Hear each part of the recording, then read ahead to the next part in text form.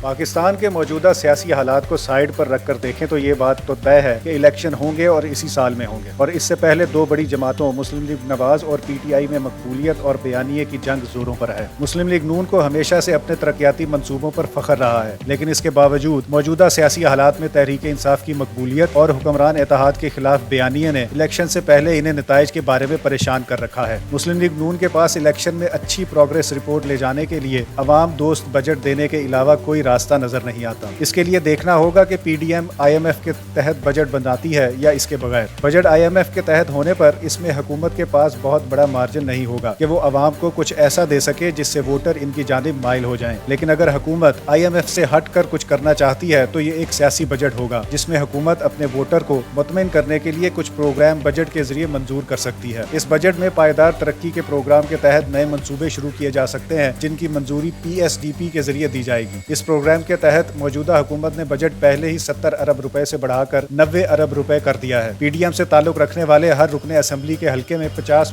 کروڑ روپے خرچ کیے جا رہے ہیں۔ آنے والے بجٹ میں اس میں مزید اضافہ بھی کیا جا سکتا ہے۔ اس کے ساتھ نوجوانوں کے لیے قرضوں، تعلیمی اسکالرشپ، تربیت اور انٹرنشپ وغیرہ جیسے اقدامات کی منظوری بھی دی جا سکتی ہے۔ چونکہ اس وقت پی ڈی ایم کو اپنی مقبولیت کو لے کر سب سے بڑا مسئلہ درپیش ہے تو ممکن ہے کچھ شعبوں میں ٹیکس بھی کم کر دیے جائیں تاکہ کاروباری ووٹر اور عوام خوش ہو جائیں۔ پلاننگ منسٹری کے حکام کے مطابق آنے والے بجٹ میں ترقیاتی منصوبوں میں جہاں گلیاں، نالیاں، پانی، سیوریج اور دیگر فلاح عامہ کے منصوبوں کے لیے رقم میں اضافہ کیا جا رہا ہے، وہیں یوتھ لون اسکیم، لیپ ٹاپ اسکیم، زرعی قرضہ اسکیم، آسان کاروبار اسکیم جیسے متعدد منصوبوں کے مد میں فنڈز میں اضافے کی منظوری بھی لی جائے گی۔ پی ڈی ایم کی منصوبہ بندی اور بجٹ ہوم ورک اپنی جگہ، لیکن اکنامک ایکسپرٹ ڈاکٹر فاروق سلیم کا کہنا ہے کہ حکومت آئی ایم ایف کے پروگرام سے نکل کر کچھ بھی نہیں کر سکتی، کیونکہ جس طرح عمران خان نے پیٹرول اور ڈیزل پر سبسڈی دی تھی جس کا خمیازہ آج تک ملکی معیشت بھگت رہی ہے، اس مثال کو سامنے رکھتے ہوئے پی ڈی ایم کے پاس سیاسی بجٹ پیش کرنے کی کوئی گنجائش موجود نہیں۔ اور اگر حکومت سیاسی بجٹ پیش کرے گی تو پھر یہ بھی بھول جائیں کہ انتخابات نومبر دسمبر سے پہلے ممکن ہوں گے۔